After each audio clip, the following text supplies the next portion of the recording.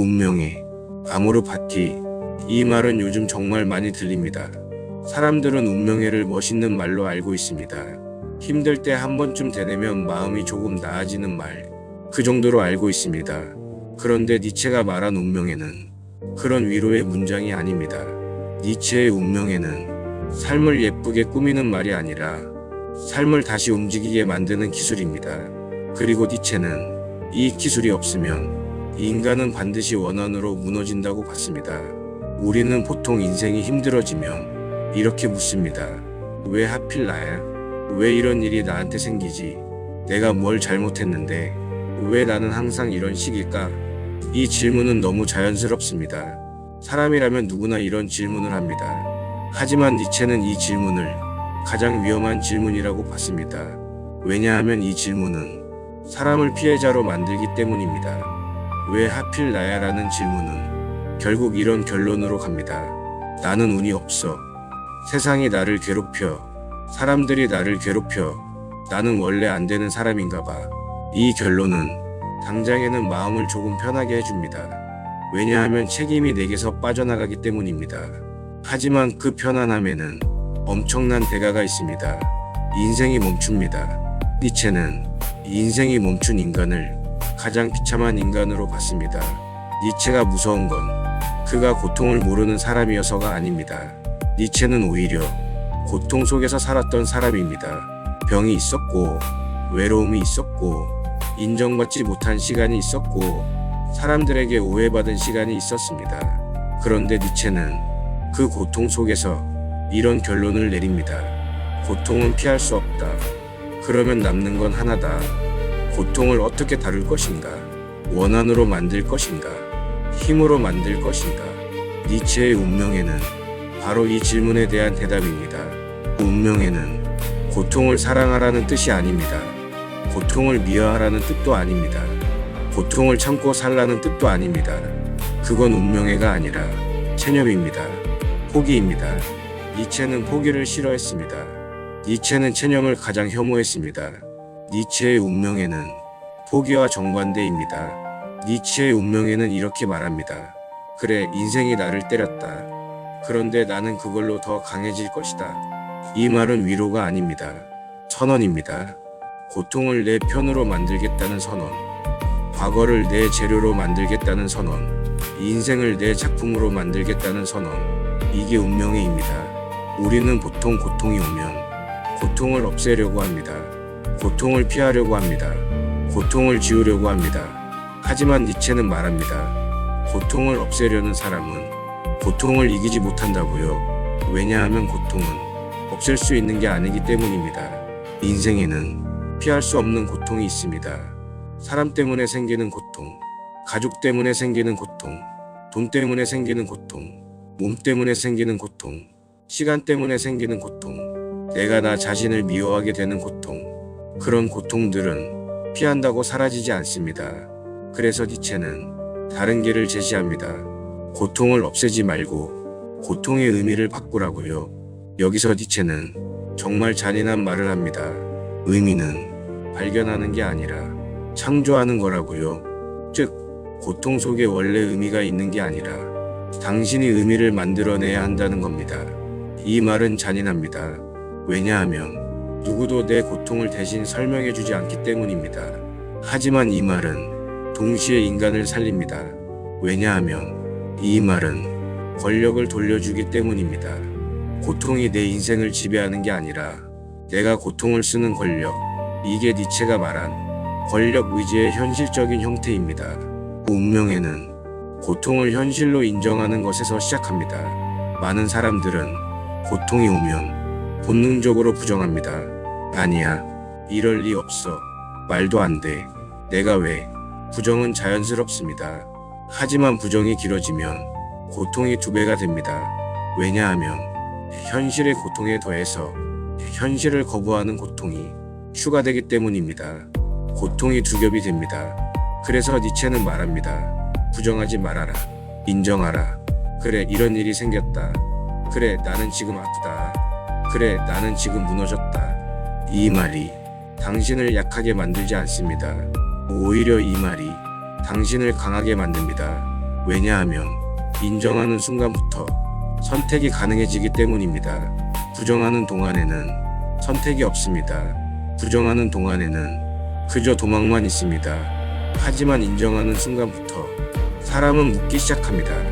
그럼 이제 나는 어떻게 할까? 그럼 나는 무엇을 만들까? 이 질문이 시작되는 순간 운명회가 시작됩니다. 그리고 운명회가 시작되는 순간 원하는 힘을 잃기 시작합니다. 왜냐하면 원하는 과거에 머무는 감정이고 운명회는 현재를 세우는 태도이기 때문입니다. 원하는 이렇게 말합니다. 그때 그 사람만 아니었으면, 그때 그 일이 없었으면, 그때 내가 그렇게만 안 했어도. 원하는 인생을 과거에 묶어둡니다. 그리고 원한이 깊어지면 사람은 현재를 살지 못합니다. 지금 웃고 있어도 속은 과거와 싸우고 있고, 지금 밥을 먹고 있어도 속은 과거를 씹고 있고, 지금 누워 있어도 머릿속은 과거를 반복합니다. 이게 원한입니다. 운명에는 다르게 말합니다. 그래, 그런 일이 있었다. 그런데 그게 내 인생의 전부는 아니다. 이 한 문장이 인생을 바꿉니다. 왜냐하면 이 문장은 그 사건을 내 인생의 중심에서 치워버리기 때문입니다. 원한은 그 사건을 중심으로 내 하루를 흔듭니다. 운명에는 그 사건을 옆으로 밀어내고 내 인생을 중심에 둡니다. 그리고 그 다음은 고통을 훈련으로 바꾸는 단계입니다. 니체는 말합니다. 고통은 당신을 망치러 온 게 아니라 당신을 만들러 온 것일 수도 있다고요. 이 말이 왜 중요할까요? 사람은 고통을 겪으면 자기 자신을 벌주기 시작합니다. 나는 왜 이럴까? 나는 왜 이렇게 약할까? 나는 왜 이렇게 못할까? 나는 왜 이렇게 무너질까? 하지만 니체는 이 자기 비난을 가장 위험한 습관으로 봤습니다. 왜냐하면 고통보다 더 큰 고통은 자기 자신이 자기 편이 아닌 상태이기 때문입니다. 내가 나를 공격하면 나는 어디로 도망가야 할까요? 도망갈 곳이 없습니다. 그래서 니체는 말합니다. 너는 지금 망가진 게 아니라 훈련 중일 수 있다고요. 무너진 건 끝이 아니라 수정의 시작이라고요. 이 관점이 들어오는 순간 사람은 달라집니다. 왜냐하면 무너짐을 두려워하지 않게 되기 때문입니다. 무너짐을 두려워하지 않으면 인생은 다시 움직입니다. 그리고 인생이 다시 움직이는 순간 원한은 따라오지 못합니다.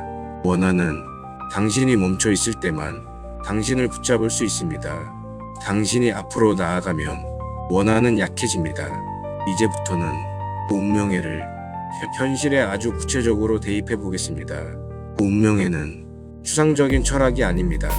운명회는 하루에 적용할 수 있는 정신기술입니다. 먼저 인간관계에서 운명회를 써봅시다. 인간관계에서 가장 흔한 고통은 배신과 무시입니다. 사람이 사람을 아프게 하는 방식은 생각보다 단순합니다. 무시, 이용, 말로 찌르기, 존중하지 않기. 그런데 이걸 겪으면 사람은 이렇게 결론을 내립니다. 사람은 다 똑같아. 사람은 믿을 수 없어. 나는 결국 혼자야. 이건 원한이 만들어내는 결론입니다. 운명에는 다르게 말합니다. 그래, 그런 사람이 있다. 그래서 나는 경계선을 배운다. 이 문장은 관계의 상처를 내 인생의 기준으로 바꿉니다. 배신은 사람을 보는 눈을 남깁니다. 무시는 자존감의 기준을 남깁니다. 이용은 거절의 힘을 남깁니다. 그 상처는 당신에게서 무언가를 빼앗았지만 동시에 무언가를 남깁니다. 그 남는 걸 찾는 순간 상처는 더 이상 당신을 지배하지 못합니다. 그리고 여기서 정말 중요한 걸 하나 말해야 합니다. 운명에는 사람을 사랑하라는 말이 아닙니다. 운명에는 사람을 용서하라는 말도 아닙니다. 니체는 용서를 강요하지 않습니다. 왜냐하면 용서라는 말조차 또 다른 도덕이 될 수 있기 때문입니다. 용서해야 좋은 사람이다. 용서해야 성숙한 사람이다. 이런 말은 착한 사람을 또 묶어버립니다. 니체가 말한 운명에는 용서가 아니라 초월입니다. 그 사건을 내 인생의 중심에서 치우는 것, 그 사람이 내 감정을 지배하는 걸 끝내는 것, 그 사람이 내 하루를 흔드는 걸 끝내는 것, 이게 초월입니다. 그리고 초월은 상대를 바꾸는 게 아닙니다. 나를 바꾸는 겁니다. 내 기준을 세우고 내 경계선을 세우고 내 선택을 세우는 겁니다. 이게 운명의입니다. 이제 실패로 넘어가 봅시다. 실패는 사람을 무너뜨립니다. 특히 현대 사회에서 실패는 너무 치명적으로 느껴집니다. 왜냐하면 실패가 곧 나라는 사람의 가치처럼 취급되기 때문입니다. 우리는 실패하면 이렇게 말합니다. 나는 끝났어. 나는 안 돼. 나는 부족해. 그런데 니체는 말합니다. 실패는 가치가 아니라 과정이라고요. 과정은 수정할 수 있습니다. 가치는 수정하는 게 아니라 쌓아가는 겁니다. 그래서 운명에는 실패를 이렇게 바꿉니다. 좋아. 깨졌다. 그럼 더 단단해질 기회가 생겼다. 이 말은 허세가 아닙니다. 현실적인 태도입니다. 왜냐하면 인생은 완벽한 사람이 이기는 게 아니라 깨지고도 다시 조립하는 사람이 끝까지 살아남기 때문입니다. 니체는 깨짐을 부끄러워하지 않았습니다. 니체는 깨짐을 훈련으로 봤습니다. 그리고 여기서 니체의 가장 유명한 문장이 다시 나옵니다. 나를 죽이지 못한 것은 나를 더 강하게 만든다.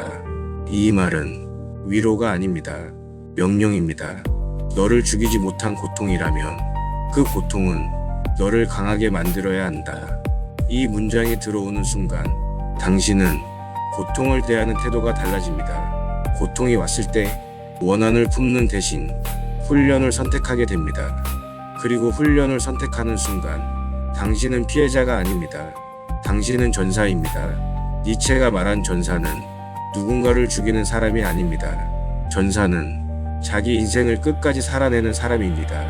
이제 우울과 무기력으로 넘어가 봅시다. 많은 사람들은 우울을 게으름으로 착각합니다. 하지만 니체는 우울을 다르게 봤습니다. 니체는 우울을 힘이 막힌 상태로 봤습니다.